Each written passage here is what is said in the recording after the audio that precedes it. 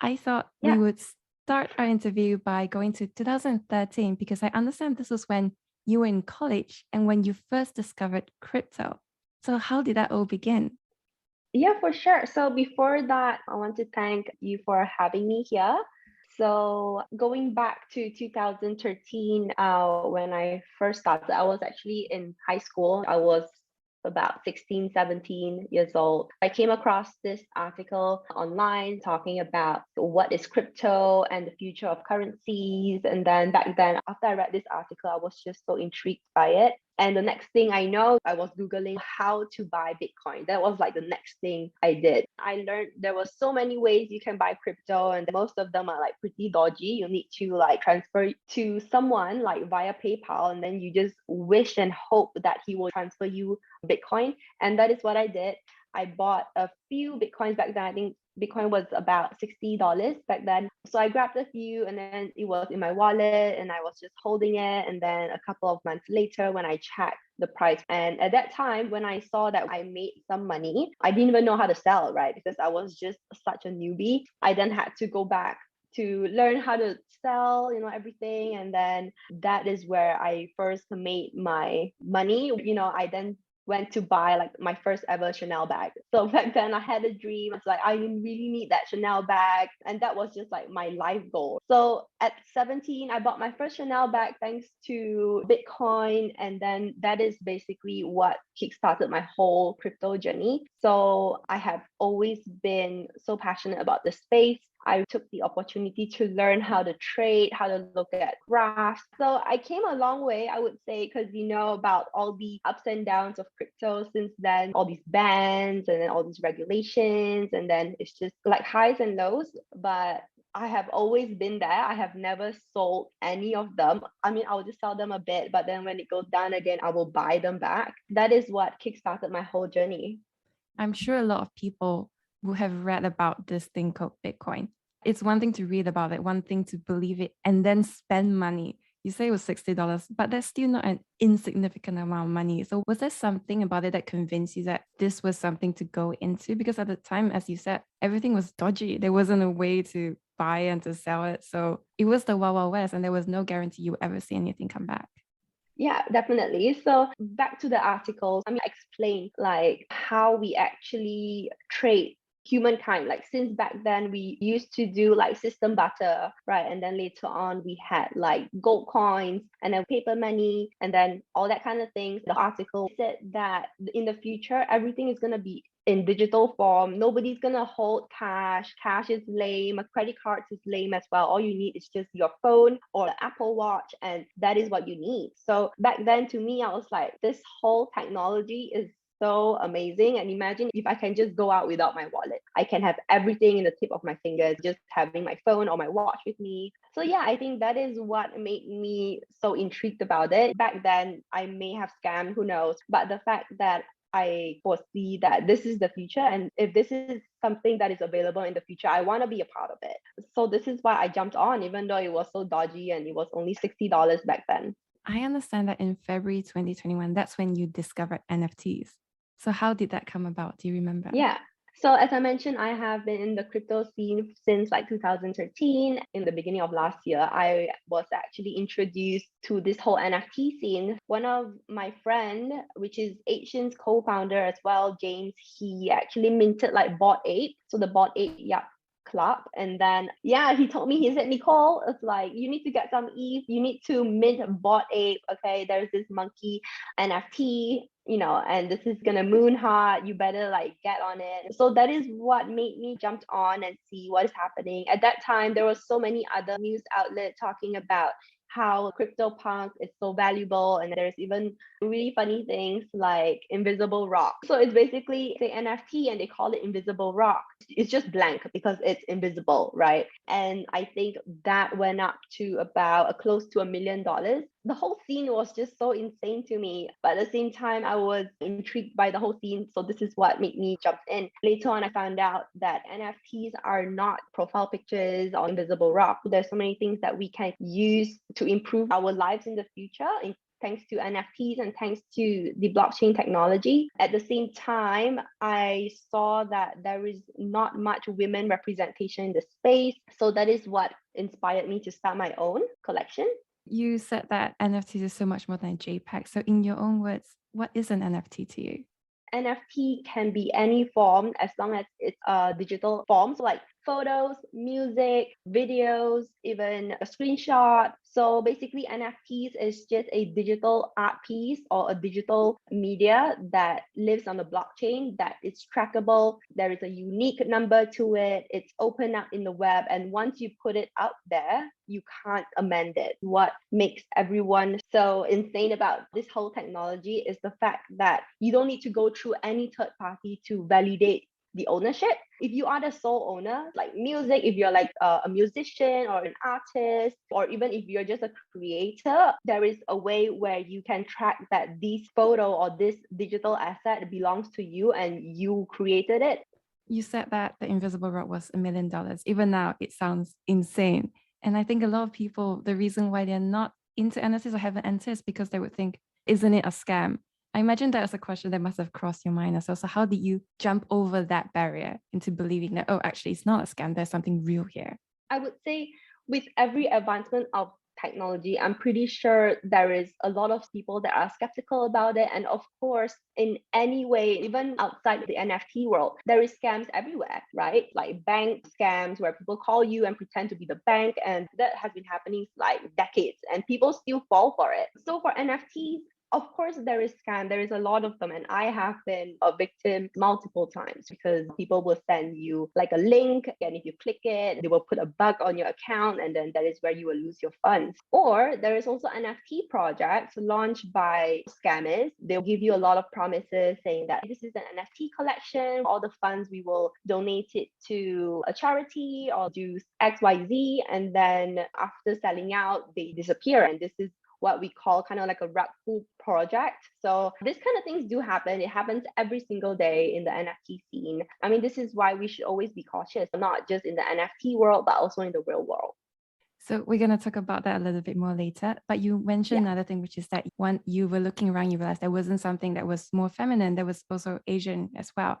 Didn't you also say in another interview that you also tried to get into the space and you were on Discord and you couldn't even use your name Nicole because they were very male dominated? Tell us that story. Yeah, definitely. So, back then when my friend actually introduced me to NFT and I was kind of like exploring the space, if you were to explore the space, you will need to jump in the community and really get involved, right? Not just like reading it on Google. So what I did was I went full on. I went to join the Discord community. So Discord community is a place where each project usually have their own individual Discord for their community to post announcements, mingle around, play games and whatnot. There was a couple of few projects earlier on last year. I joined with my name, Nicole, because that is my name. Actually, most of the time when I jumped onto the general chat room, I said, hey, everybody, how is everybody? Stuff like that. And then a few of them, they'll be like, hey, Nicole, are you a girl? And I'll be like, yeah, I am a girl. And they'll just be like, okay, you don't belong here because this is not a women's play. This is only for guys. If you look at the NFTs, it's so robotic. It's a male NFT and you don't belong here. At that time, it happened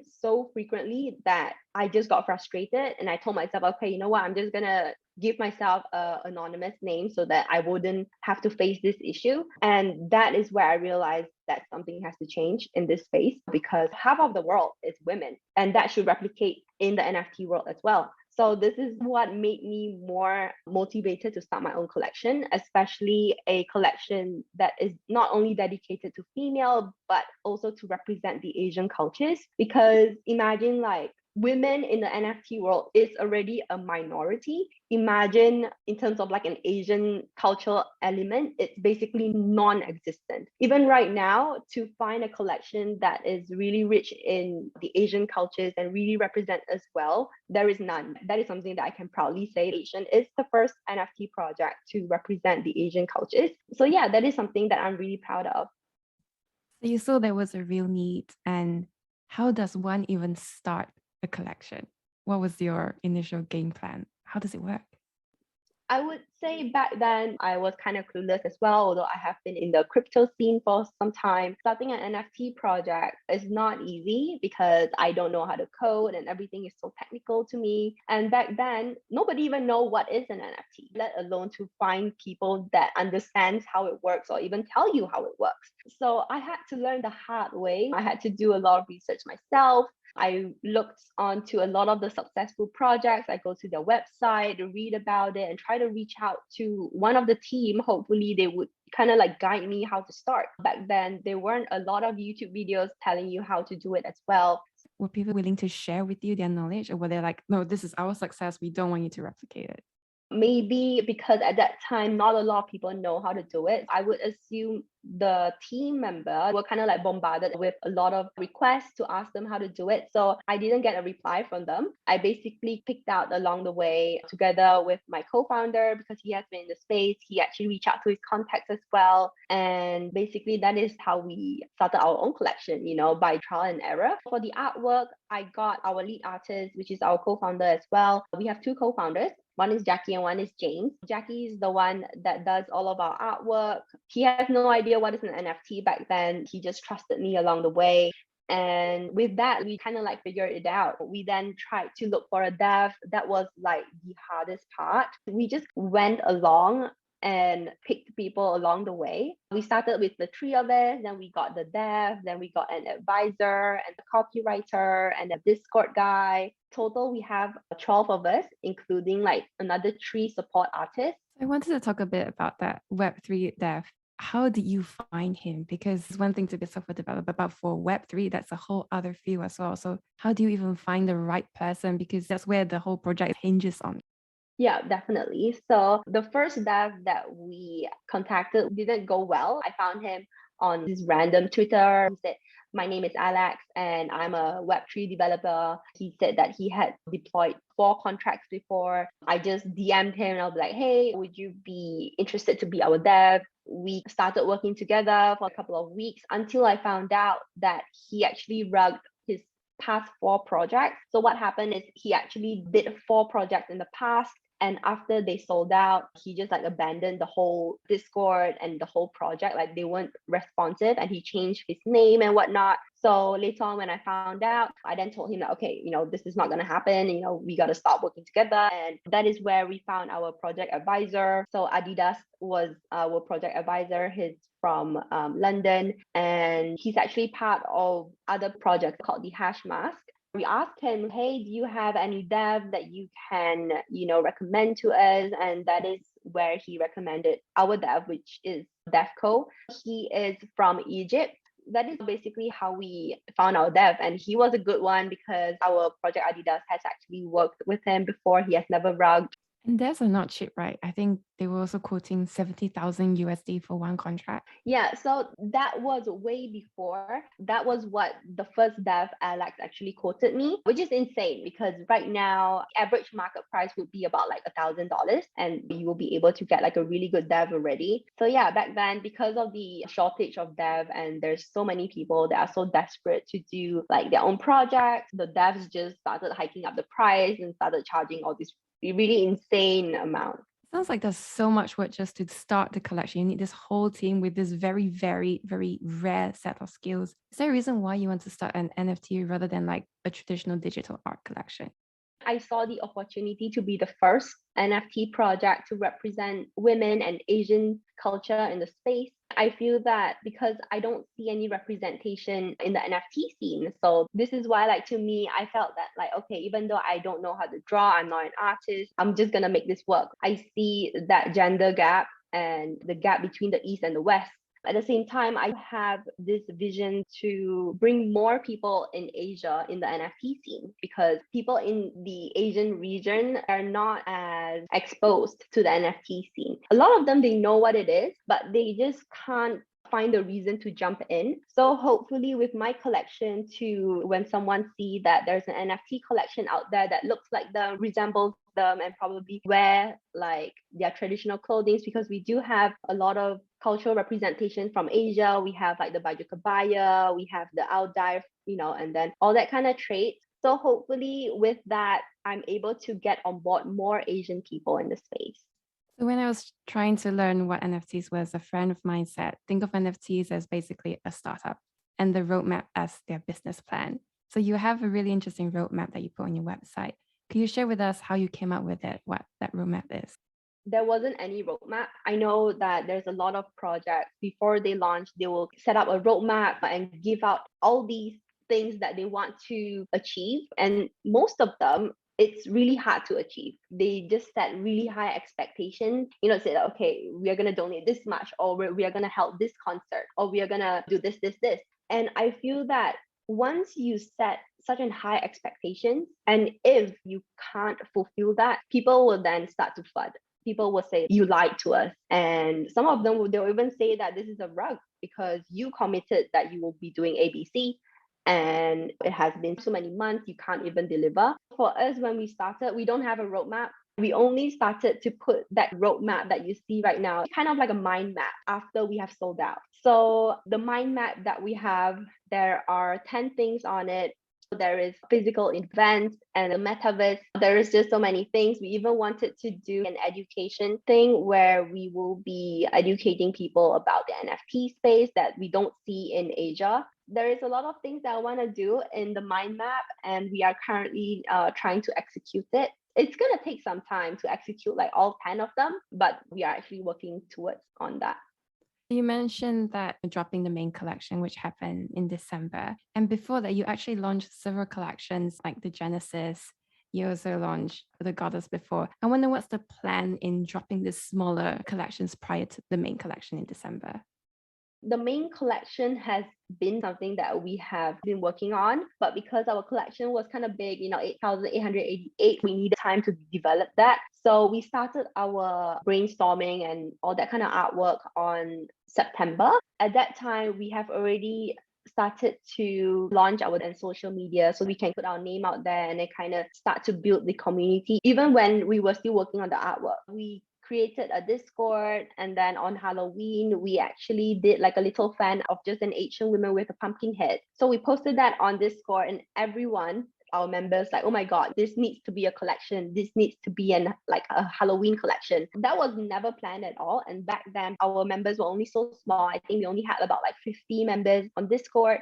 And because of that, we actually did 50 pieces of the Genesis Asian Halloween collection. Yeah, so that is what happened. We did it because people asked for it. We have the bespoke collection. Later on, we realized that there is so many prominent figures that reach out to us and be like, hey, your collection is so beautiful. I really want to have a piece of me in an Asian lady. We do have Pia, which is like the Miss Universe on like in Philippines in 2015. And we do have other like beauty hosts and entrepreneurs and influencers as well that reach out. So we decided to do the bespoke collection piece. So that is like an ongoing piece that we will be adding on. The latest one was Kelly Chung. Kelly Chung is an actress. She is from Hong Kong. Yeah. You said you're putting yourself out there. You have your social media. Marketing is a huge, huge part of launching a new collection.